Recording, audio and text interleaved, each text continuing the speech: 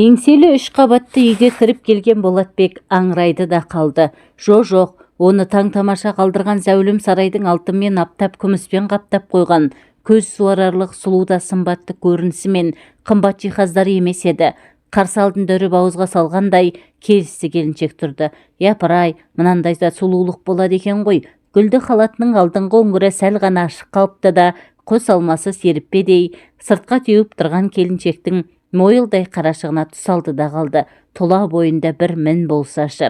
Аққудың көгілдіріндей келіншек бейтаныс жігіттің ұрлана да сұқтана қарағанына қымсынған да жоқ. Қайта қарай түс, тіміскелене түстегендей әнтек жымиып, тостағандай көздерін төңкеріп, сүйкімін арттыра түсті. Ол не үшін келдіңіз деп сұрамады да, тап қазір өзінің осы бір ерке болмысты тұрысының үстіне бөтен еркек кіріп келетінін күткендей, екі көзді боталап Болатбекке қиыла қарады. Болатбек не үшін келгенін айта алмай тұтықты да қалды. Сізге мынаны Басекең беріп жіберді, деді. Әлден соң есін зорға жинаған Болатбек не үшін келгенін есіне түсіп, келіншек сыңғырлап кеп күлді. Күлкісі күміс қоңыраудың сыңғырындай жүрек қытықтайды екен. Сіз Талқанбайдың жаңа шопырысыз ғой, деді. Райы да шырайы да келіскен келіншек оның тұла бойын тінтіп қарап шығып. Иә, жаңа ғана қоңырау соқты. Қолыңыздағыны мына жерге қоя салыңыз. Иә, тауаға жіберді, деді Болатбек сөзін қайта пысықтап. Ол келіншектің күйеуі неге Талқанбай деп тұқыртып атап тұрғанын түсінген жоқ. Жұмыста ғой, бастықты барлығы да тауаға деп атап алдында құрақ ұшады. Сонда келіншегі оны неге Талқанбай деп тұр? Менің есімім Ағылкек, әжем қойған, деп әдемі келіншек қолын ұсынды. Ып-ыстықта ұлпадай жұмсақ сүйріктей саусақтар жүргізуші жігітті майда ерітті. Болатбек қолын тартып ала алмай ұзағырақ бөгелді. Ағылкек ағмаржандай тістері жарқырап ақтарыла күлді. Олар осылай танысқан еді. Содан бері Болатбек бастығының да Ағылкектің де айтқанын екі етпейді. Көбінесе сапарда тығыз таяу жұмыстармен қауырт жүретін бастығының қызын балалар бақшасына апарып келу мойнында. Арагідік Ағылкек қаладағы супермаркеттерді аралайды. Сән этелесінде ұзақ бөгеледі. Жүргізушіге керек бастыға сиет төзімділік пен шыдамдылық. Сосыңғысы қанша ұрсып жатса да мылқау адамдай тіл қатпау. Үшіншісі бастығың туралы басыңа мылтық тіресе де тіпті өліп бара жатсаң да сыр ашпау. Міне, оларға шыдасаң бастығыңның да, оның отбасы мүшелерінің де ойабын тауып сенімінен шықтың дей бер. Болатбек мұның алдында да бір мықтының көлік жүргізушісі болған. Тәжірибесі толық тіс қаққан жігіт. Бастыққа ұнаудың сеніміне кірудің жөн-жосығын бір кісідей біледі. Болатбектің бұрынғы бастығымен танысуда, қоштасуда қызық. Онда Болатбек қоғамдық көлік жүргізетін. Таңертең ерте тұрып кеш жатады. Белгілі бағыттағы автобуспен қаланы таңғы сағат 6-дан түнгі 12-ге дейін айналады да жүреді. Жұмыс ауыр болғанымен табысы тәуір. Оған тәжірибелі жүргізуші ретінде басшылары үнемі жаңа автобус береді. Құрмет сыйы, қомақтылау қаржысы бар жұмыстан кім қашады? Оның құтты орнына қозғалысы да жоқ еді. Бір күн ойламаған жерден алдынан джип автокөлігі шыға келді. Болатбек тежегішті басып үлгермеді. Екі көлік соғысып дүние төңкеріліп жүре берді. Салон толы жолаушылар олардай шулап қоя берген. Біресін жиғанда ол дәрігердің алдында отыр екен. Кінәлі джип жүргізушісі еді. Рульде арыстай болып Ақылбектің өзі отырыпты. Сол күні ол жолдас жолаларымен мейрамханалардың бірінде бөгеліп қалады да жүргізушісін үйіне қайтарып жібереді. Мейрамханада қанша уақыт отырды, қаншама ішімдік ішті. Бұл арасы бұлыңғыр әйтеуір. Болатбек оның теңселіп тұрып, тепсініп, жер-жебіріне жеткенін еміс-еміс біледі. Қалай дегенде де аққа құдай жақ. Жол көлік апатының қалай болғанын көргендер бар, жолаушылар бар. Ақылбектің рульге ие бола алмай көлігімен автобусқа өзі келіп соқтығысқанын бұлтартпас дәлелдермен мойнына қойып берді. Бірақ Ақылбек алдырмайтын да шалдырмайтын да жуан ортаның жолбарысы болып шықты. Не керек? Ол өзің де Болатбекті де тығырықтан алып шықты. Оған себеп Болатбектің бір сөзділігі. Ол ішкі істер басқармасының тергеушілері, анықтаушылар алдында да, сот отырысында да кінәлі менмін деп тұрып алды. Жоғарыдағылар үшін бір кісінің апат салдарынан о дүниеге аттанып, бір келіншектің түсік тастап, 2-3 адамның аяқ қолы сынғаны бұйым болыпты ма? Ақылбек судан таза, сүттен ақ болып шыға келді. Дегенмен өзі мәрт жігіт екен, сөзінде тұрды. Болатбекті темір торда көп телміртпей суырып алды. Автобусынан айырылған, жұмысынан қуылған Болатбекті сындарлы сәтте сыр бермеген үшін ұнатып ақ қалыпты. Көп кешікпей өзіне жүргізуші етіп жұмысқа қабылдады. Ақылбек ойға да шапқылады, қырға да шапқылады, неше түрлі қылмыста жатазды, саудасы да жүрді, саунасы да қызды. Болатбек сол бұралаң бұлтарысты, бұқпантайлы тайғанақ жолдардың бірінің де жымын білдірмей, жібін ілдірмей өткелдерден таза даман өткізіп отырды. Бірде Ақылбек тау баурайындағы саяжайында биліктегі түмді орындарда отырған дос-жарандармен үлкен мереке ұйымдастырды. Кілең ығай мен сығай мынандай оңашалықтан аңсап қалған ба, көз байланғанша ішіп жеді, қалағандарынша көсіліп бақты, ойнақта салды. Олардың әрқайсысының жанында бір-бір сылқым сұлу бар еді. Не ойлағанын өзі біледі. Бастығы екі күлім көзді бірге ала келіпті. Саяжайда қонып қалатын болған соң екі сылқымның бірін кері қайтаруға шешім қабылдапты. Болатбек, деді бастығы, оны қасына шақырып алып, мына қарындасты үйіне жеткізіп сал. Байқа, бір тал шашы түсетін болса менен жақсылық күтпе. О не дегеніңіз, Басеке? Былай шыға Гүлбанудың ызадан әлде қызғаныштан тызақтап келе жатқанын аңғарды. Өйткені Басекең мұны емес оны таңдады ғой. Ішіне от түскен Гүлбану ұятты жинап қойып мұның мойнын асыла кеткен. Ішіп алғанымен бұл бой жеткен аса ажарлы еді. Ажарлы адамның даузынан албаты сөз шығады екен-ау. Жол жөнекей оның айтпағанын жоқ. Әсіресе Ақылбектің жанында қалып кеткен құрбысы жөнінде аузына келген нақтарды. Салдақы, кәззап, албасты деген теңеулер Болатбектің сөз қорынан баяғыда өшіп қалған екен. Тола бойы тітіркенді. Бір рет кездейсоқ көлік апатын жасап, жүрегі шайлығып қалған Болатбек иығына асылып рөлге жармасқан Гүлбанудан әбден ығыр болды. Бәлдене қарап бұлдана сөйлеп келген Гүлбанудың үйінің тұсына жеткенде және бір қылық көрсетті. Міне қарындас, үйіңізге де жеттіңіз, деген Болатбек ойында ештеңе жоқ. Гүлбану көліктен түсе қоймады. Тіпті түсу ойына да келмейтіндей. Кенет ол жүргізушінің мойнына асыла кетті. Болатбектің мойны жыбырлағандай болды. Сөйтсе Гүлбану оны мойнынан сүйіп жатыр екен. Жігіт қыздың құшағынан зорға босады. Пәтеріме дейін шығарып салмайсың ба, дейді үздігіп. Әне тиіп тұр ғой.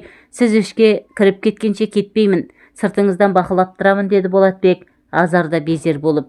Жігіт емес екенсің, шығарып салуды да білмейсің. Гүлбану темекі тұтатты. Қорықпаңыз, жеп қоймаймын. Үйге түсіңіз. Олар саяжайда сайран салып жатқанда біз немене сыбағадан құралақан қаламыз ба? Болсаңшы енді өкінбейсің, деді Гүлбану мұның қолынан тартып.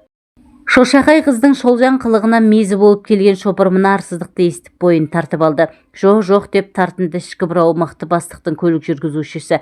Кешіріңіз, мен асығыс едім. Уақытта бір талай болып қалды. Үйде отбасым күтіп отыр.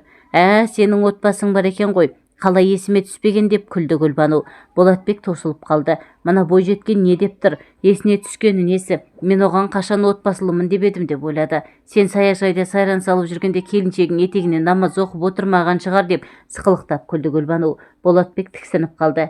Сен оған тіл тигізуші болма, ол сен сияқтылардан емес, деп тарс кетті Болатбек. Сонда кім сияқтылардан? Білеміз ғой әйел атаулыны. Әсіресе сен сияқты күні-түні бастығының қасынан жетім қозы сияқты жалбақтап қалмайтын жүргізуші сымақтардың келіншектері екі көзі төрт болып босқа жата қоймас. Сондықтан бүгін оны ұмыта тұр. Мен саған әдемі түн сыйлаймын, деді аярланып. Болатбектің қаны басына шапты. Мұндай қорланбас. Ол енді Гүлбанумен кермалдасып тұруды артық көрді. Мына азғыннан іргемді аулақ салайын деп ойлады да Гүлбануды көліктен сүйреп шығарып есікті тарс жапты. Өзің бір есің жоқ, дән дұрыс көгме екенсің, жындыбас. Бар кет, мәз боламын дейсің бе? Келіншегіңнің өзгемен тояттап жатқанның үстінен түсерсің. Осы ма еді күткенің, деп Гүлбану түнгі аспанды жаңғыртып дола шумен айғайға басты. Бәледе машайық қашыпты деген бар. Болатбек мына дүлейден құтылғанша асықты. Ажарлы деген бой жеткен мұнша ашулы, азғын ойлы болар ма? Болатбектің үйге жеткенше қаны тасып, миы солқылдап келді. Ол көлігін қаңтарып, үйіне көргенде бөлмесінде алаңсыз ұйықтап жатқан жарын көрді. Балаларының бетінен сүйіп, сүйіктісінің жанына келіп жантайды. Келдің бе, деп Зағипа бері бұрылып жатты. Болатбек көпке дейін дөңбекшіп ұйықтай алмады. Арада 2-3 күн өткенде сыртта жігіттермен темекі шегіп тұрған Болатбекті бастығы шұғыл шақыртыпты.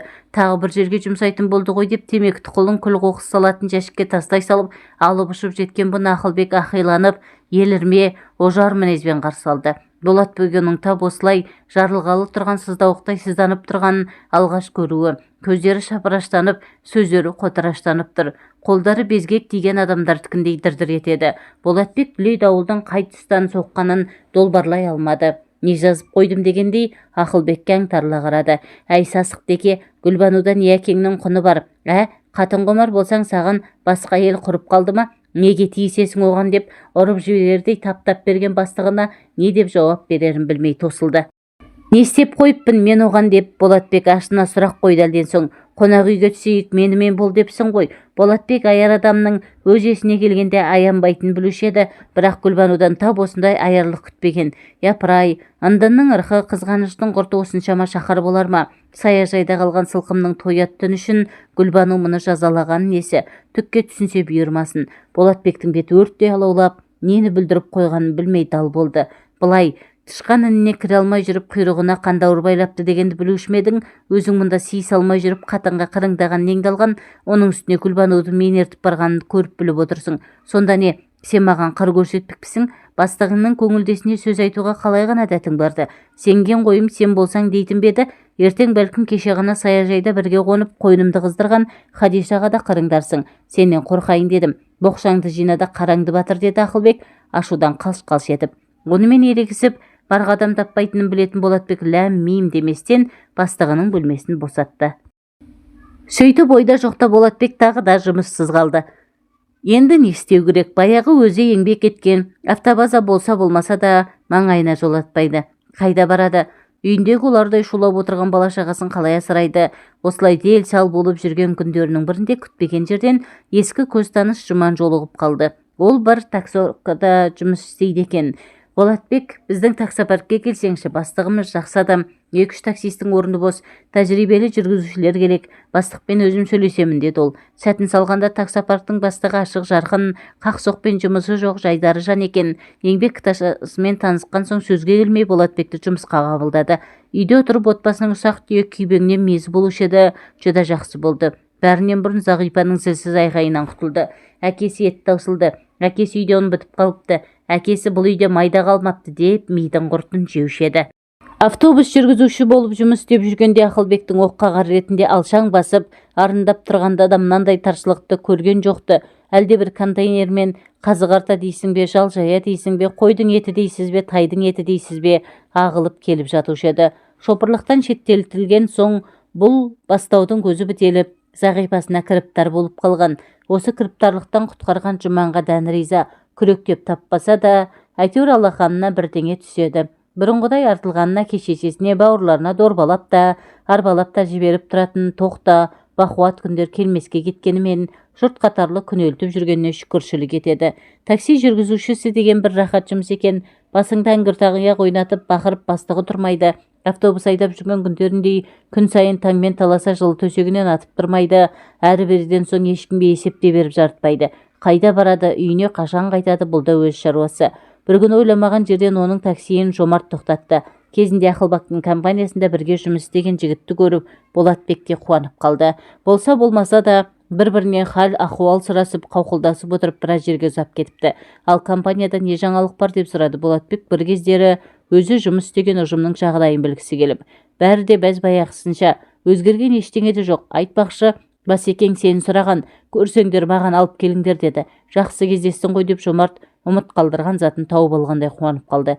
Оның менде не шаруасы бар деп Болатбек иығын қиқан еткізді. Итін біліп пе, бірақ қайта-қайта сұрағанына қарағанда бір зәрулік барсың айлы деді. Жомарт та мен қайдан білейін дегенде иығын қушитып. Тағы да сол Гүлбану болмасын деп қалды Болатбек. Гүлбануың кім? Білмейтін бедің бастықтың көңілдесі.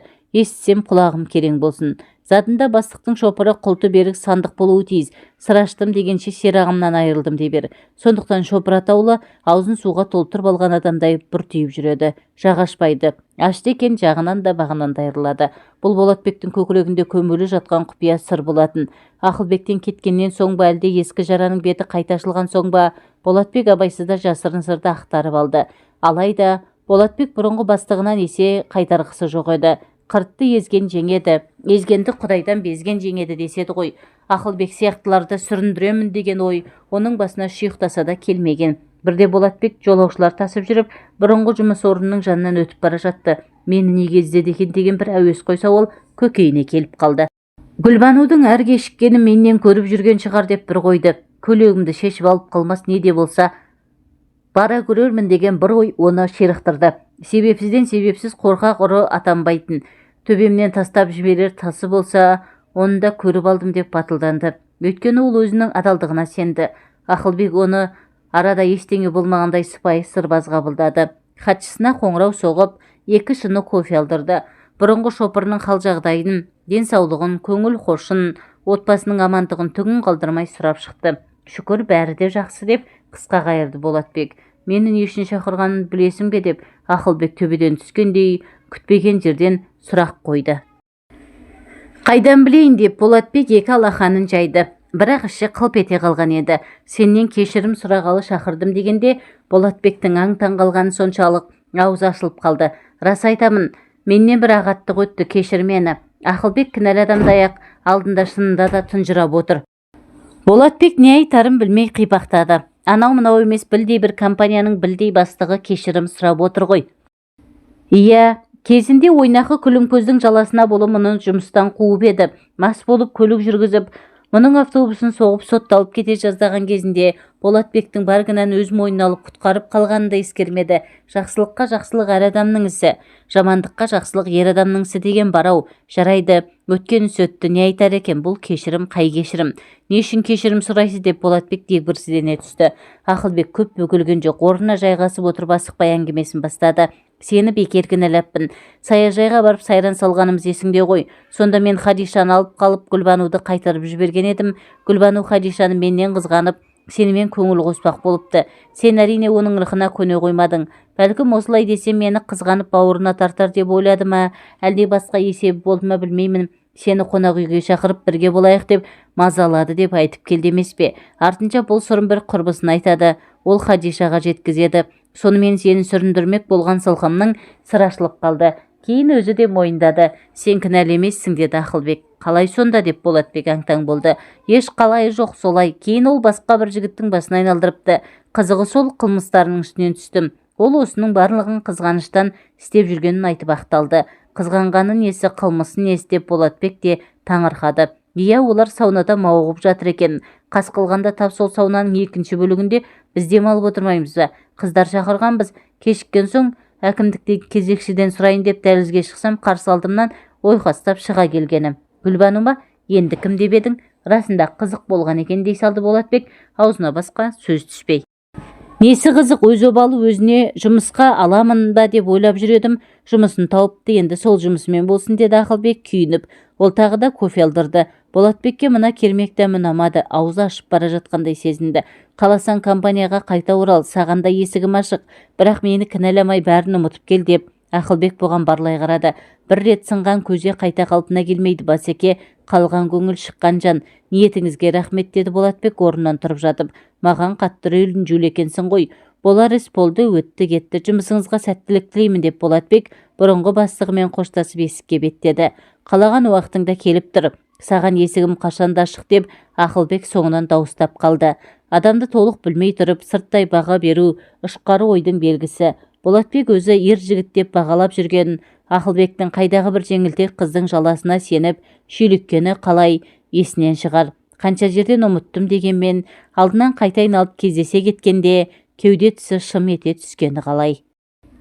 Талқанбайдың тіршілігі таусылмайды. Үйге керекті азық-түлікті, керек жарақты Болатбек тасиды. Осек ортада Ақылбек оны балалар бақшасына жұмсайды. Үйге 3 жасар Ақбілекті алып келгенде келіншектің қуанғанын көрсеңіз ғой. Ақбілекті анасына қарай құлдыраңдап жүгіреді. Олардың шұрқырасып табысқандарына сырттай сүйшініп қарап тұрып үйіне қайтады. Ақылбектен жертезек болып жасып, бұдан бұлай бастық атаулыны желкемнің шықыры көрсін деп есеп айырылысқан Болатбек ойда жоқта Талғанбайға тап болды. Таксопарк басшысы басқа мекемеге жоғарылап кетті де, орнына келген такси жүргізушілердің күндік өткізетін теңгесін еселеп арттырды. Тапсырыс пен талап үдесінен шыға алмағандар амалсыздан жыл орындарын тастап басқа жерлерден жұмыс іздеп сарсылды.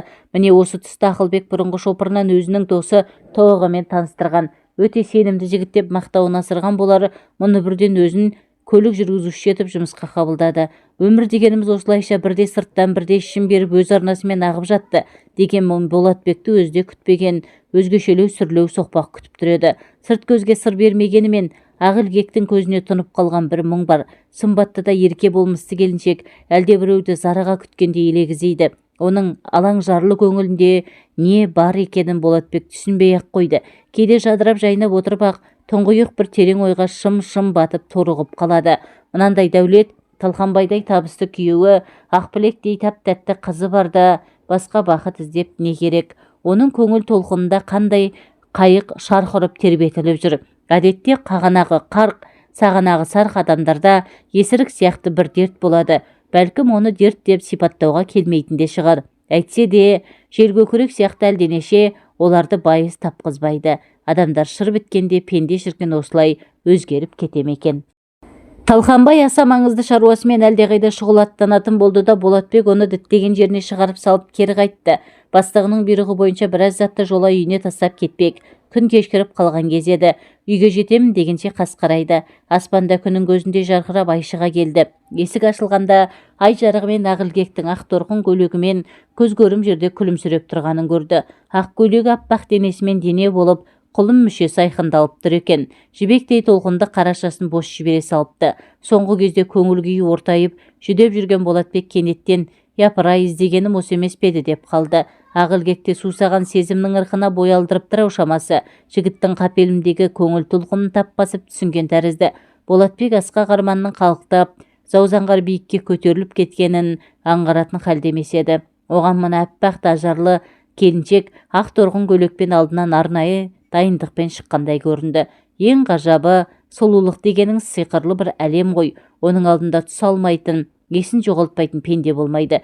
Мейлі табиғаттың тұмса сұлулығы болсын, мейлі әйелдің ажарлысы болсын, олармен ұшырасқан жан қорқау озбырлықтың құрбанына айналады. Сұлулық атаулының тек өзі ғана меншіктеп алғысы келеді. Осындай бір лап етпе сезім Болатбектің де бойында бұлқынып жатты. Тіпті есі шығып кеткен соншама ол адамгершілік, имандылық, сабырлық деген ізгі қасиеттердің барын ұмытты. Осылайша көңіл күншуағына шомылып, өзімен өзі болып тұрғанда Ақылбек «Сәлеметсіз бе, осылай тұра бересіз бе?» деп сыңғыр етіп күлген. Ол ұйқысынан шошып оянғандай селк етті.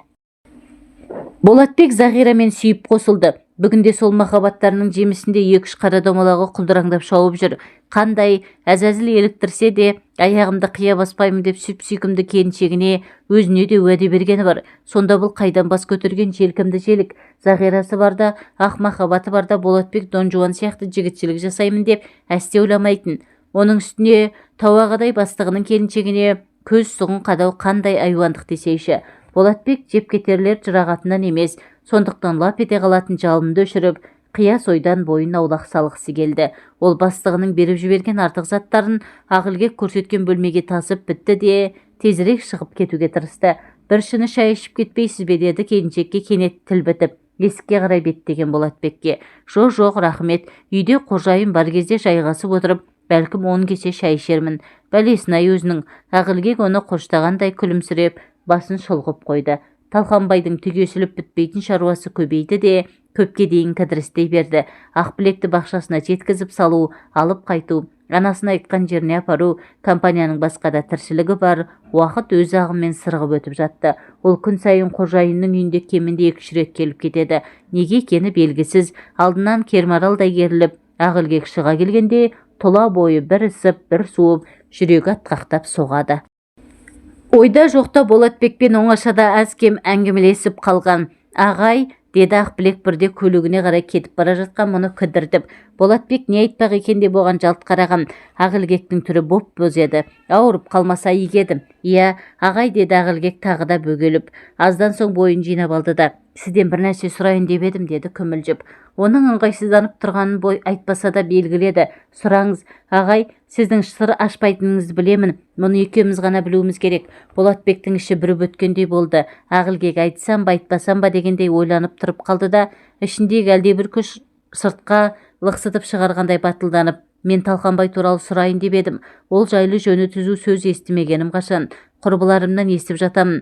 Соңғы күндері сүйек жүрістері тым көбейіп кеткен көрінеді. Компаниядағы бетінің қызылы бір қыздарды құр жібермейді екен ғой», деді қызарақтап. «Қой шырағым», деді Болатбек жұлып алғандай. Ол енді ересек адамдардай салмақты сөйлеуге тырысты. «Тауаға үлкен қызметтегі адам. Ондай адамдарға көре алмайтындар күйе жаққыш келеді. Қайдағы біреулердің қаңғырған сөздеріне құлақ түріп қайтесің.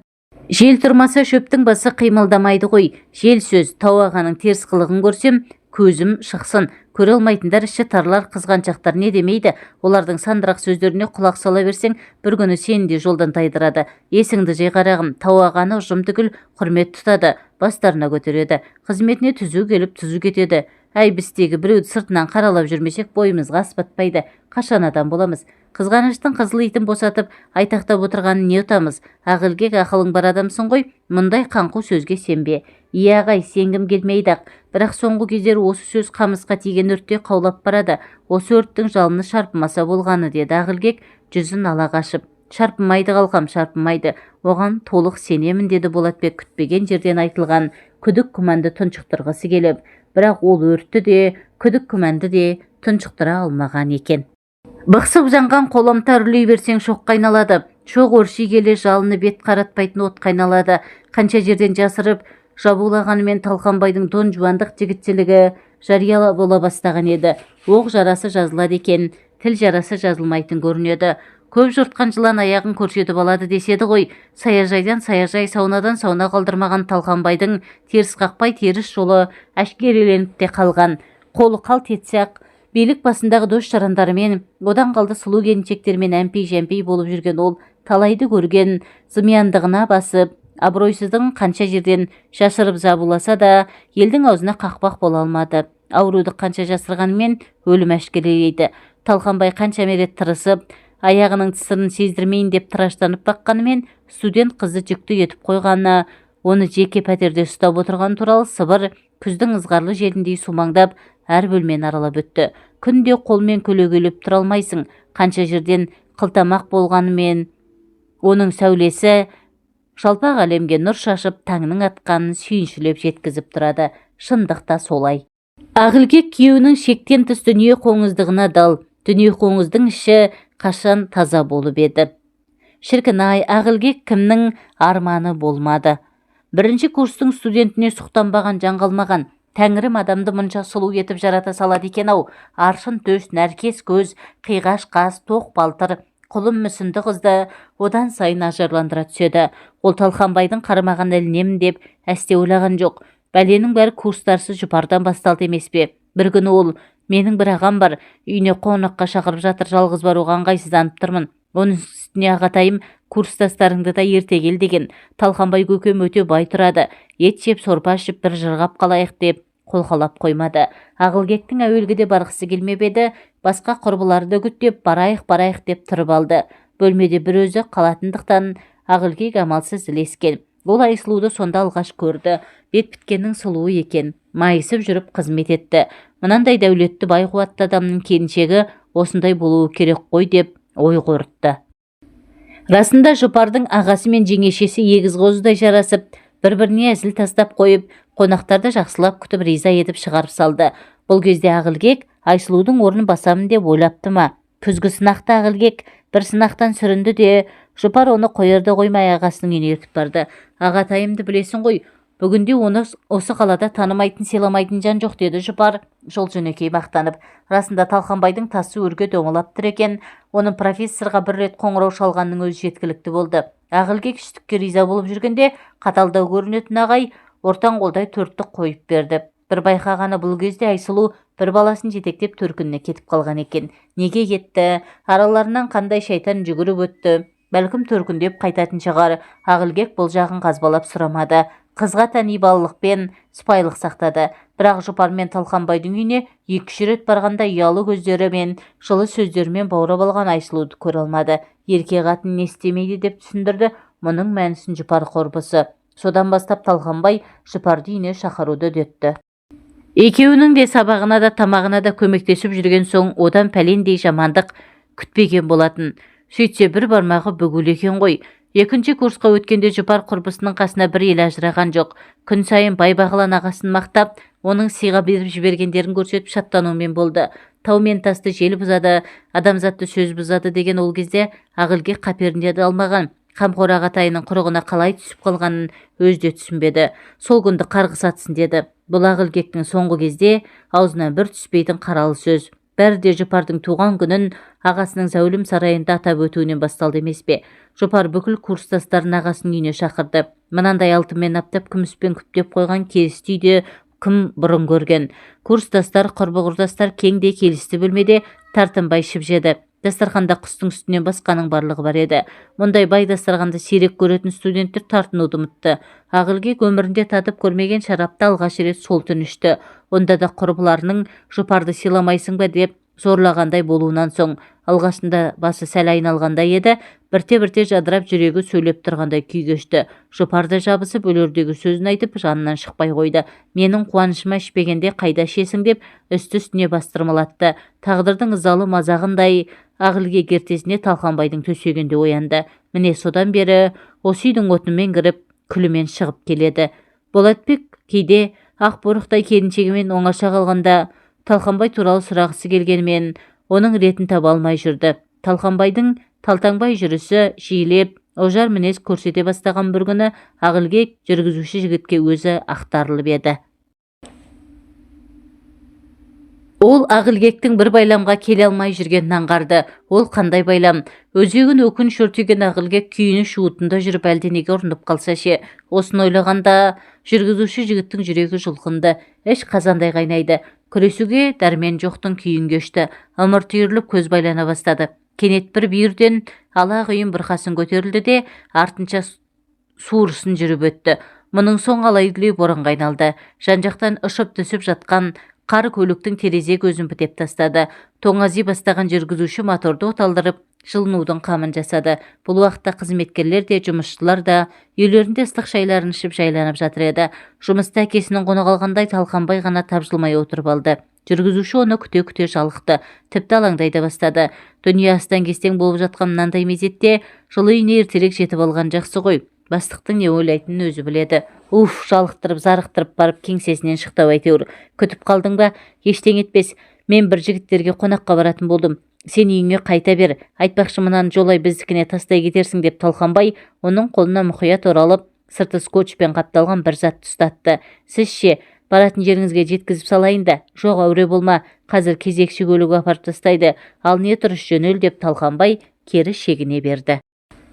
Болатбек бастығының құпия сапарының талайын көрген, сондықтан таңданған жоқ. Бұрқасын басылар емес. Желтоқсанның жентек қары үсті-үстіне төпелейді. Сырттағы бұрқасынан жүргізушінің ішіндегі құйын қатты ұйытқып өршелене түскен. Ол бұл бұлқыныс бұрқасының қайда бас көтерерін ойлап та жатпады. Есікті әдеттегідей Ақылбектің өзі ашты. Тым кеш қайттыңыз ғой, қарныңызды ашқан шығар деді мұны көрген бетте. Ештеңе етпейді, мынаны Басекең беріп жіберді, үйге алып кете алмадым, ертең аға келіп тастауға болар еді. Кім біліпті? Үйге кірсеңізші, мен шай қойып жіберейін. Құдауанда шейінде күтуге асығып тұратын Болатбек тырп етпей қалды. Бұл жолы Ақылбек жігіттің бөгелгеніне қуанып та құбалып та тұр еді. Мына жерге аяқ киіміңізді шешіңіз деп Ақылбек ішкі бөлмеге кіріп кетті. Әлден соң буы бұрқыраған шайда келіп қалды. Несін айтасыз, бақуатты адамның дастархан емес пе? Үстел-үсті көздің жауалатын дәмге толы. Бұл олардың алғашқы бетпе-бет отырулар еді. Басекеңді таныс тамырлар тамаққа шақырып, сонда кетті деді Болатбек. Үнсіз отырғаннан бірдеңе деп отыру керек қой деп. Әлгі сайқалына кеткен ғой деп аузынан жалыната күрсінді Ақылбек. Зат әйел емес пе? Әлден соң көңіл әуеніне ырық берді. Бөтен еркекпен отырмын-ау деп ойламады шамасы. Көз жасы сорғалаған күйде ашына сөйледі. Әйелдің әлі көз жасына ғана келеді ғой. Тұншыға жылап алмаса шемен шері тарқатылар ма? Бәлкім Болатбекке мұң шақсыққысы келген болар. Болатбек оны қалай жұбатарын білмей абдырады. Осылай отырып Ақылбек жігіттің иығына басын сүйеді. Болатбек мынандай жұмсақ та жұпар иісті шашты алғаш рет дәл иегінің астынан көріп отыр. Ол келіншегінің шашынан иіскеді. Бұрын ол Ақылбектің қолын алуға да именетін еді. Бұл жолы қорыққан жоқ. Бойын бір батылдық биледі. Бұдан арғысы еміс-еміс есінде қалыпты. Ақылбектің шоқ шашқан шие еріне сүліктей жабысқаны жадында. Сосын соншалықты жалынмен жігітке бой ұрған келіншек бойындағы бар қызуын ірке алмаған. Әйел табиғаты жұмбаққа толы, тыйым салынған тамырдың дәмін татып, әбден құмарынан шыққанша тоятынан тартынбайды. Бұл жолда қанша қиналғанмен шыдап бағады.